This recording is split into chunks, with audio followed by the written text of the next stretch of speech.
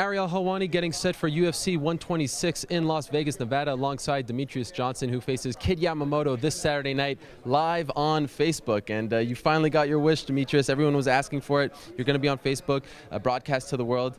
How exciting is that for you? It's very exciting. You know, I always want to show the world, the best fighters in the world, and I think me and Kid Yamamoto are one of the best bantamweights out there, and it's a great honor to be able to be shown on Facebook, and all the thanks goes to all the Twitter fans out there, and to Dana White too. You know, when Kid Yamamoto was signed to the UFC, a lot of fans probably thought that he was going to be on the televised portion of the card regardless. How surprised were you originally that the fight was on the undercard? I'm not surprised. I'm still coming up in the ranks, and so is he. He's a very big name in Japan, and a lot of U.S. fans don't know about him, but they will, this Saturday when they watch Facebook. And, plus we're going against big names like Rich Franklin, Anderson Silva, Ryan Bader, John Jones. So we got to work our way up the ladder like they did. So. This is a guy that a lot of people have been asking to see in the UFC for quite some time.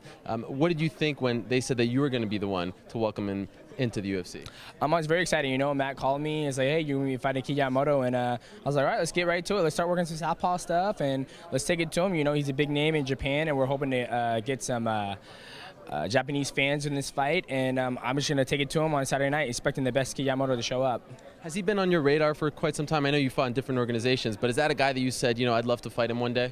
Yeah, I remember after he fought Joe Warren, and that's when I first, discovered him, and Matt was there watching the fight, and I was like, hey, would you ever put me up against him? He goes, oh, yeah, definitely. So, and it's honor, it's a dream come true to be able to fight him, and I'm very excited for it.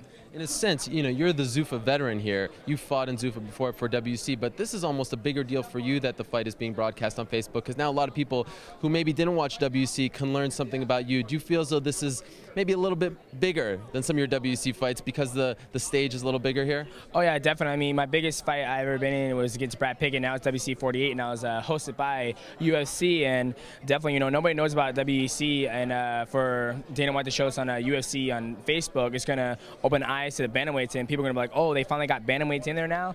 So I'm very excited. I'm ready to put on a show on Saturday night.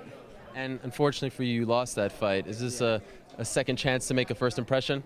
Definitely. I lost a great fight against Brad Pickett. I put my image in a lot of people's minds and Dana White's mind, he knows each time I fight, I don't go out there and move around. I'm going to step up and to the podium and swing and see what happens. I'm not going to go out there and just die. I'm going to go out there and fight. So. A lot of longtime fans will say that Kid isn't the same fighter that he once was. What do you think? I'm expecting the best kid to show up, and that's the only way. If I train for, the worst kid ever, then that means I didn't do my job, because I just ate cookies and drink milk all the time. So I'm expecting the best kid. I went like 13 weeks strong in training camp, and I'm expecting the best kid. You're a prime candidate to go down to 125 if that division ever comes about. Do you feel as though you're always at a slight disadvantage when you're fighting these bantamweights? Sometimes, and I just think, when I fought Demetrious, I did a lot of mistakes. I was giving him my hips, so that's why when he tossed me around, that happened. But once I made a little adjustment to not give him my hips, I was able to hang in there with him. So when 125 comes out, it's something I'm going to have to look at, because I'm getting bigger and I'm just eating whatever I want. So, but I don't see any disadvantage. I'm quicker than those guys, and I have a lot of speed, and I'm very technical. So. Have they given you some sort of time frame as to when they might introduce the flyweights? Last time I heard was a year ago. It's going to be next year, so 2012. So, that's a long time, and I'm a grown boy. I'm only like 24. So, I'm going to keep on eating and keep on lifting and see what happens. What's the key to defeating Kid? The key to defeating Kid is that you guys are going to tune in on Facebook on Saturday. Good sell. Let me ask you this, final question. As a kid, I was a huge fan, I was a huge fan of Mighty Mouse. Why do they call you Mighty Mouse? They call me Mighty Mouse. You check out my ears. Look at my structure. I'm 5'3".